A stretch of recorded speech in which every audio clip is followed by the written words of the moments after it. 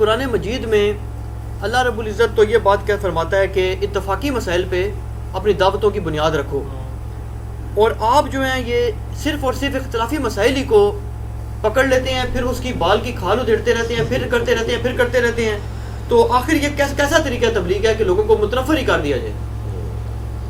ٹھیک ہے جی، سوال مکمل ہو گیا. مکمل. پہلی بات تو یہ کہ آپ کی بات بالکل درست ہے کہ قرآن حکیم نے جو ہے وہ دعوت کی بنیاد اتفاقی مسائل کے اوپر رکھی ہے.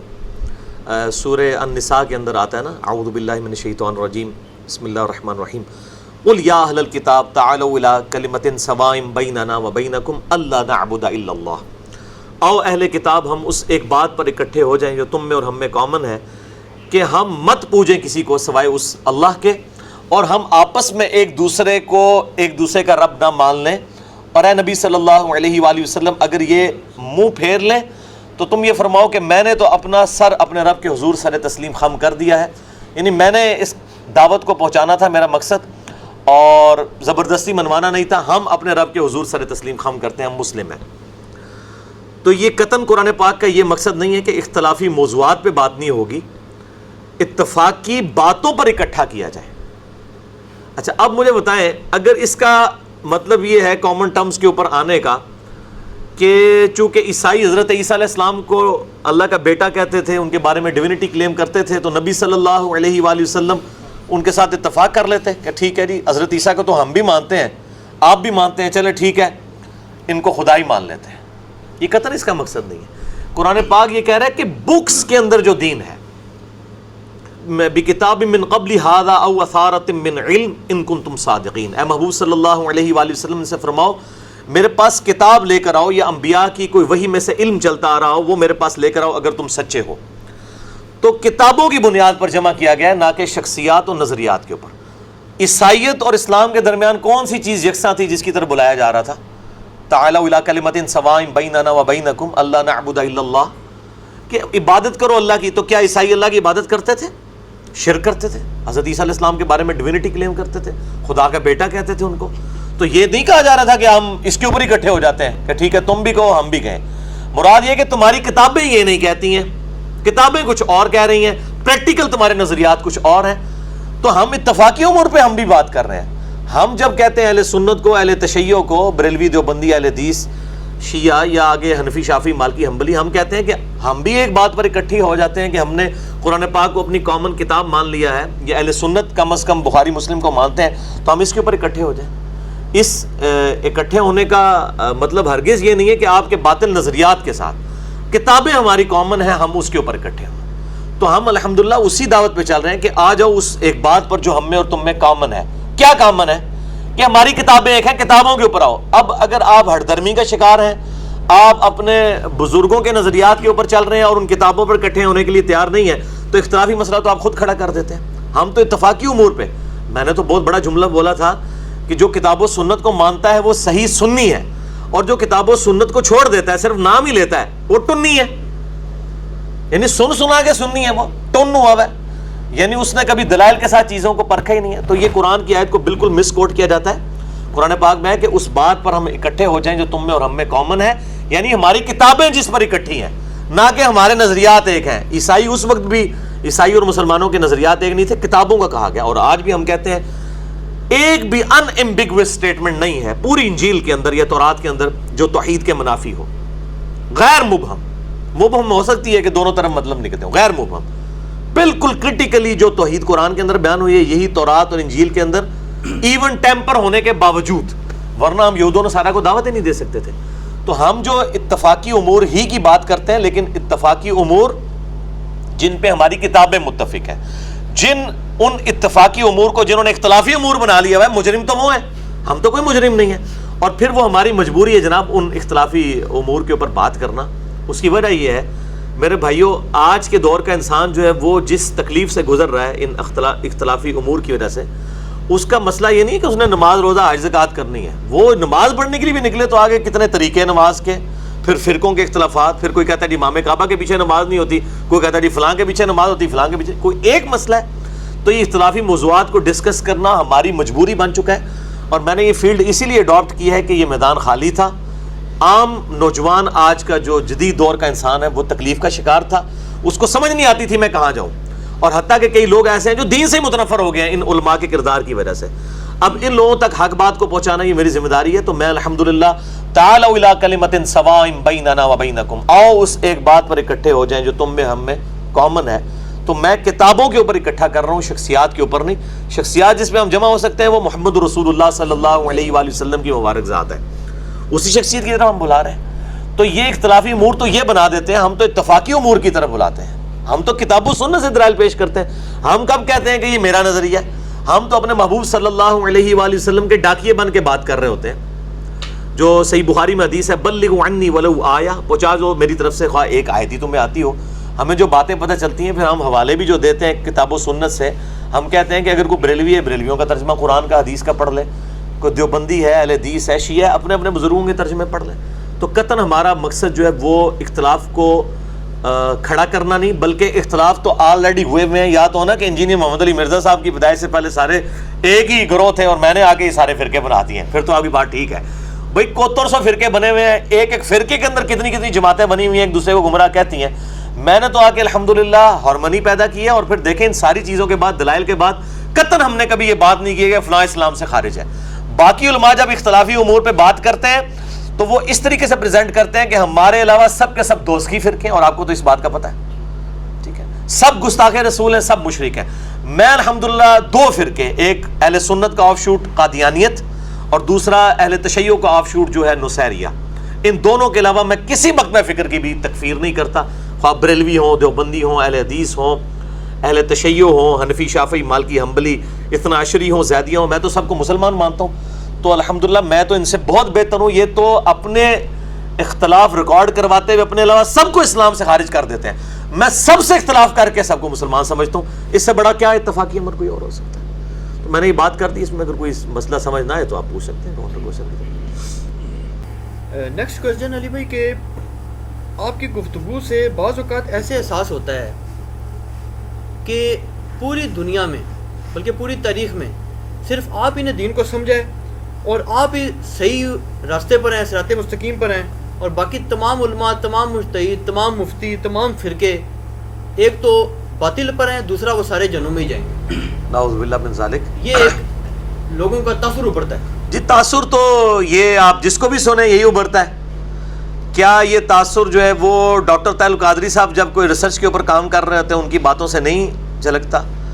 توصیف راشدی صاحب جب بول رہے ہوتے ہیں, الیاس گھمن صاحب بول رہے ہوتے ہیں, اس طریقے سے غضنفر عباس صاحب بول رہے ہوتے ہیں, ان سے بھی یہ تاثر, بلکہ وہ تو یہ بول کے بھی کہتے ہیں. میں نے الحمدللہ کبھی بھی یہ دعویٰ نہیں کیا کہ میرے علاوہ سارے جہنمی ہیں. میں تو کہتا ہوں, میرا تو بالکل اس کی الٹ بات ہے. میں کہتا ہوں کہ تمام اختلافات کے باوجود یہ تمام کے تمام مسلمان ہیں, سوائے قادیانیوں کے جو اہل سنت کا آف شوٹ ہے, اور نصیریہ جو اہل تشیع کا ہے. اس کے علاوہ جتنے لوگ ہیں الٹیمیٹلی اپنا عذاب بھگت کے انشاءاللہ تعالی اللہ تعالیٰ سے امید ہے کہ جنت تک پہنچنے میں کامیاب ہو جائیں گے.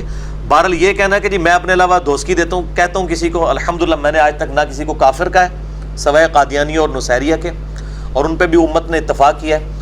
ہمیشہ اختلاف رائے کیا ہے, دوزخ کا فتویٰ کبھی کسی کے اوپر نہیں لگایا الحمدللہ. اور جس کا سب سے بڑا ثبوت یہ ہے کہ میں تمام مقاصد فکر کے اماموں کے پیچھے نماز پڑھتا ہوں.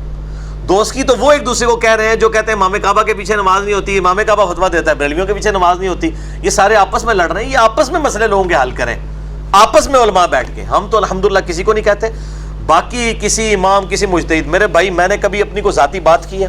میں جب بھی بات کرتا ہوں میں کہتا ہوں قرآن حکیم میں لکھا ہوا ہے, صحیح بخاری میں لکھا ہے, صحیح مسلم میں. اماموں کی تو کوٹ کر کے ہم چل رہے ہوتے ہیں. ہم سارے اماموں کو رحمہ اللہ تعالیٰ کہتے ہیں, کبھی کسی امام کو گالی نہیں دیتے ہیں. اب جن لوگوں نے احادیث اور قرآن کے مقابلے پہ 14ویں صدی کے, 13ویں صدی کے, 12ویں صدی کے علماء کو کھڑا کر دیا ہے اور انہوں نے دین کا جنازہ نکال دیا, تو ہم ان کے مقابلے میں بات کر رہے ہوتے ہیں. ہماری ذاتی دشمنی تو کسی کے ساتھ ہوتی نہیں. ہمارا بھی تو کوئی درد سمجھنے کی کوشش کرے کہ آج تک کسی, میں بار بار پنجابی میں ایک بات بولتا ہوں کہ میری مجھ نہیں کسی نے کھولی, میری بحث تو نہیں کسی نے کھولی ہے.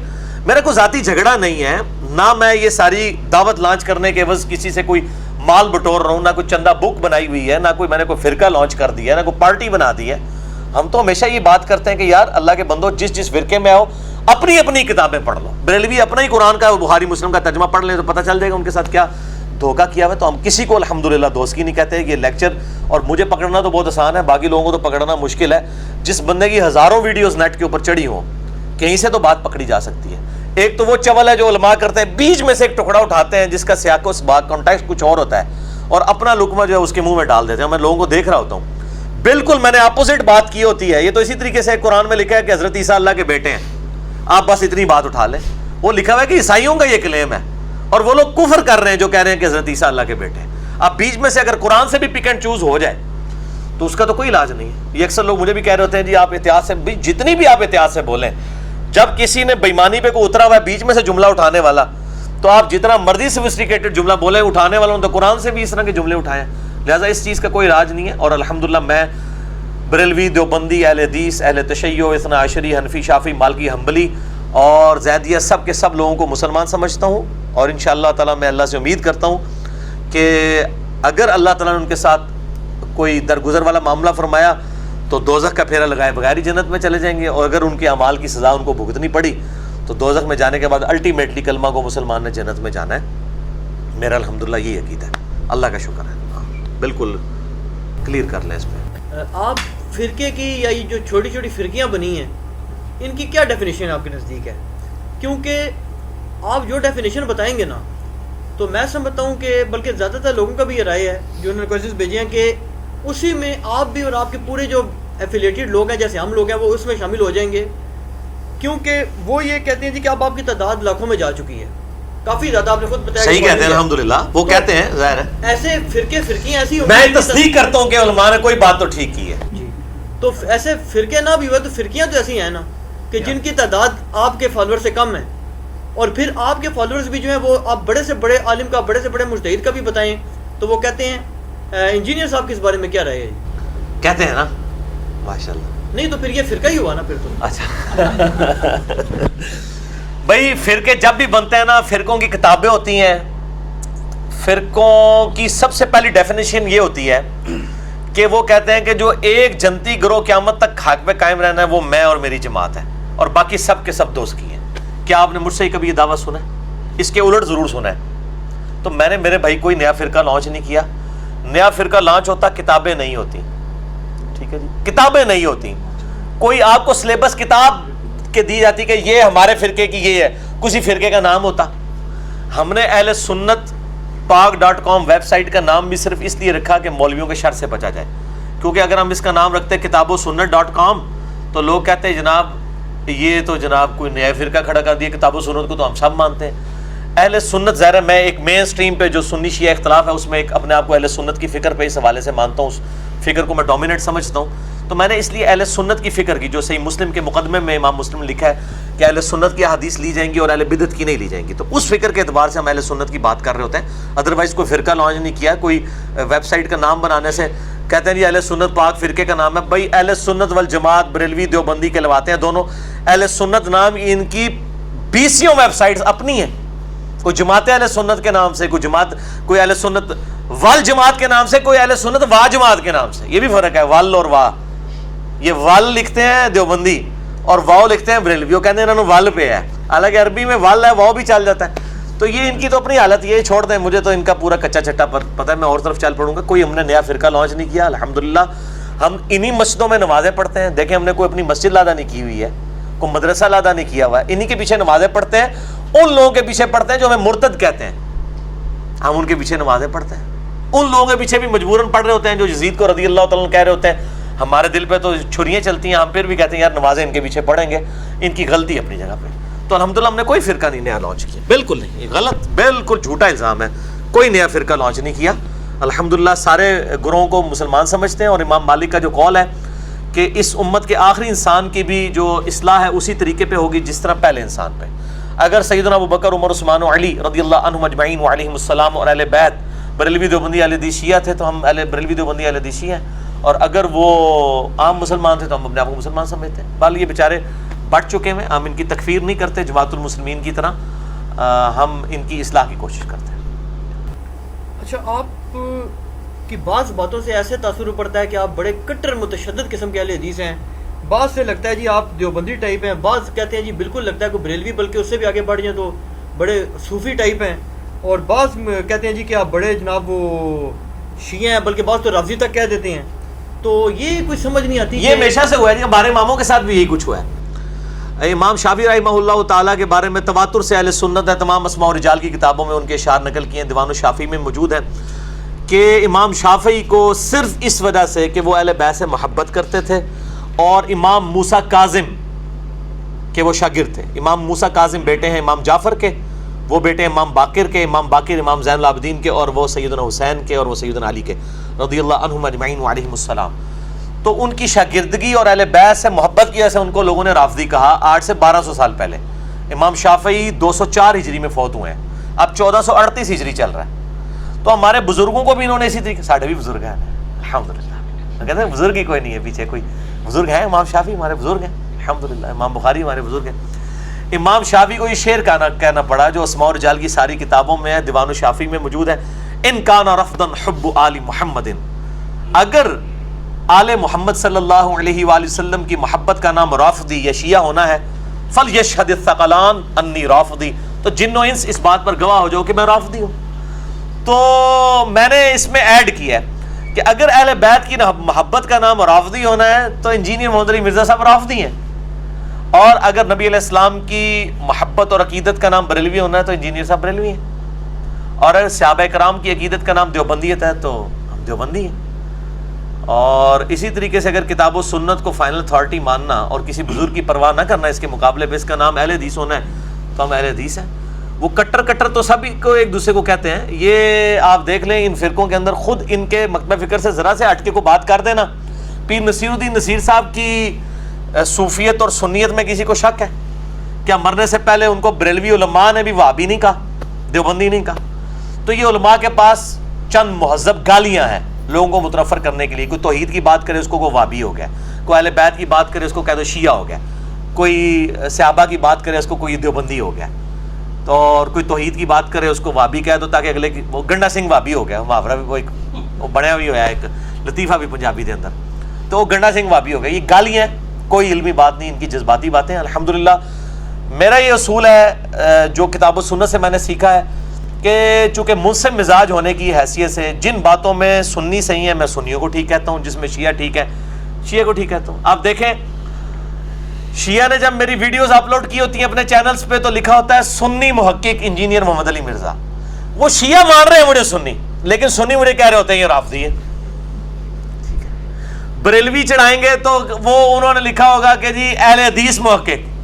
اہل حدیثوں سے پوچھو گے کہ یہ تو ہے ہی نہیں اہل حدیث، یہ تو ہمارے علماء نے فارغ کر دیا. تو یہ سب ایک دوسرے کو اس طرح کی چلاکیاں کرتے ہیں.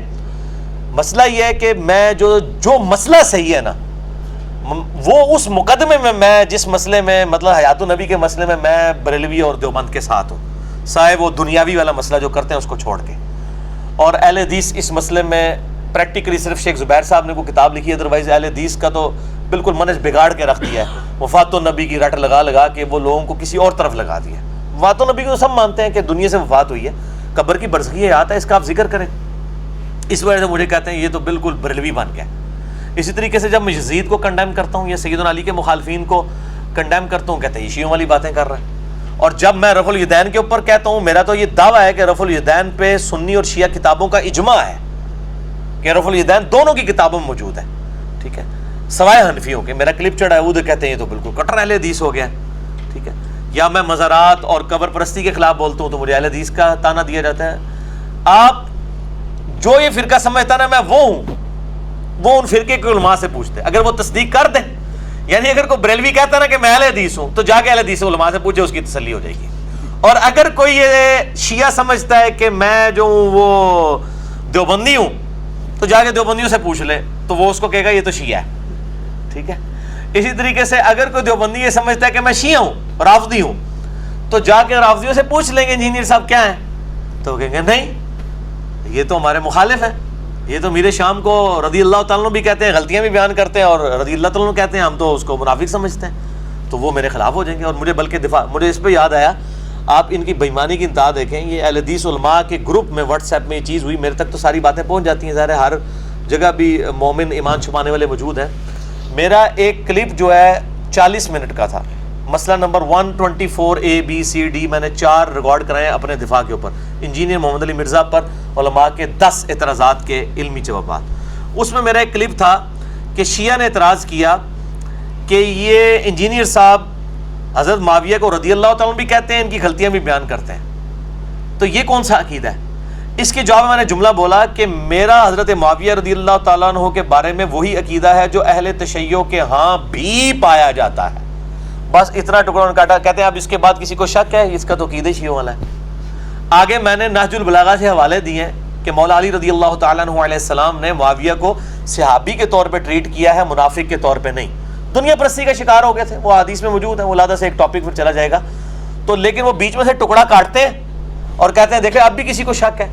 تو یار وہ صرف میں نے وہ 55 سیکنڈ کی بات کی ہوئی ہے، آگے پیچھے کچھ نہیں ہے. آپ کو تو تجسس ہونا چاہیے کہ میں نے کیا بیان کیا ہے، کہ کیا عقیدہ ہے. اہل تشیع کے ہاں بھی پایا جاتا ہے، کہتے ہیں دیکھ لو جی اس کا شیعہ. بھائی میرا جو پورا مقدمہ ہے پھر بار بار آ جائے گا، انہیں اس پہ ٹرنا نہیں تسی، ٹھیک ہے. میری مجبوری ہے. اے پمفلٹ میں آ جائے کہ سامنے نہیں سی رکھا، میں کہ دکھانا ہی نہ پہ جائے، میں پھر دکھانا ہے. اے فرحان صاحب دکھاؤ جی انہوں. میرے بھائیوں میں نے 200 احادیث کربلا کے ٹاپک کے پس منظر پہ جمع کر دی ہیں. واقعہ کربلا کا حقیقی پس منظر 72 صحیح الاسناد احادیث کی روشنی میں. یہ 72 کے ٹائٹل سے 200 احادیث بخاری اور مسلم اور باقی کتابوں سے، آدھی زیادہ بخاری مسلم سے. میں نے اہل سنت کا مقدمہ پیش کیا ہے، شہادت عثمان کے حوالے سے، جنگ جمل صفین نہروان کے حوالے سے. اور یہ الحمدللہ انٹرنیشنل پمفلٹ ہے، عربی میں سب سے پہلے لکھا ہے، اس کے بعد اردو ترجمہ، ہندی اور انگلش چاروں زبانوں میں. ریسرچ پیپر نمبر 5B اہل سنت پاک.com ہماری ویب سائٹ سے آپ ڈاؤن لوڈ کریں. ہارڈ کاپیز ہم ہزاروں کی تعداد میں تقسیم کرتے ہیں. اس میں نے اپنا پورا مقدمہ لکھ دیا ہے. اب چونکہ ان باتوں کا جواب نہیں ہوتا ان کے پاس، تو وہ اپنی طرف سے باتیں بناتے رہتے ہیں. اب اس کا تو کوئی حل نہیں ہے، الزام کا کوئی حل نہیں. وہ پنجابی جی محاورہ ہے آٹا گوندیا ہلدی کیوں ہے؟ بھائی آٹا گوندنے کے لیے ہلنا تو پڑے گا. جب آپ نے سنیت کا مقدمہ پیش کرنا ہے، پھر جو شیعہ کی صحیح بات ہے وہ تو آپ کو ماننی پڑے گی.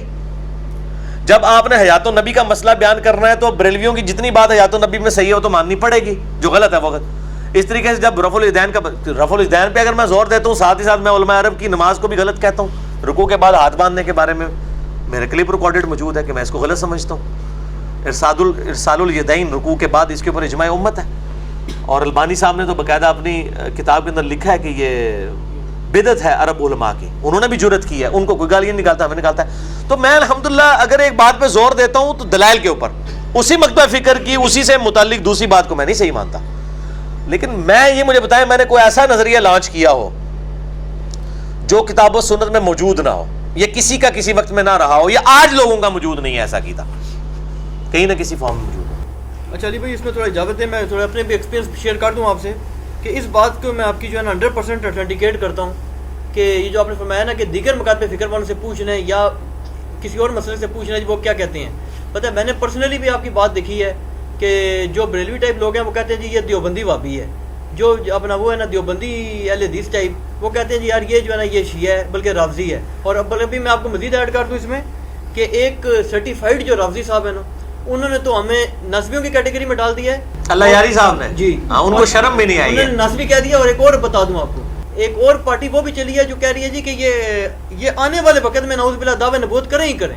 یہ تو بہت پہلے سے کر رہے ہیں. ہاں جی ہاں جی. یعنی کوئی بھی اچھا. اور ایک اور بتاؤں یہ اس پہ مجھے ان کو بتائیں دعوے نبوت تو انہوں نے کیا جنہوں نے چشتی رسول اللہ اور اشرفی رسول اللہ کلمے پڑھوائے ہوئے ہیں، جو اتھینٹیکیٹڈ ہے. ہمارا تو ہے نا کہ کریں گے، ٹھیک ہے. مجھے اس پہ ایک بات یاد آ گئی، مولانا مودودی رحمہ اللہ تعالیٰ کے بارے میں بھی یہ دعویٰ کیا گیا کہ دعوے نبوت کرے گا. اور مولانا مودودی کو کہا گیا کہ ان کا آپ جواب لکھیں. انہوں نے کہا الحمدللہ میں دعویٰ نبوت نہ کر کے دنیا سے جا کے پریکٹیکلی ان کا جواب دوں گا. اور انہوں نے پریکٹیکلی جواب دیا الحمدللہ، بغیر دعویٰ نبوت کے گئے ہیں.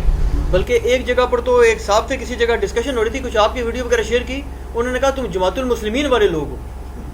یعنی آپ پہ کوئی نہیں، جماعت المسلمین والے تو سارے ہی ہیں. کیا مسلمان کی جماعت نہیں؟ وَسَمَّاكُمُ الْمُسْلِمِينَ مِن قَبْلُ وَفِي هَذَا. تو میں حالانکہ جماعت المسلمین والے مجھے مسلم نہیں سمجھتے، وہ کہتے ہیں آپ مسلمان ہیں، مسلم نہیں ہیں. میں ان کے پیچھے نمازیں بھی پڑھتا ہوں. لیکن اگلوں نے آپ کو ان کے کھاتے فٹ کیا ہوا ہے. ٹھیک ہے، وہ ان کا حق ہے، کریں جس کے مرضی کریں. مطلب ان کو زبردستی تو کسی کو نہیں روکا جا سکتا.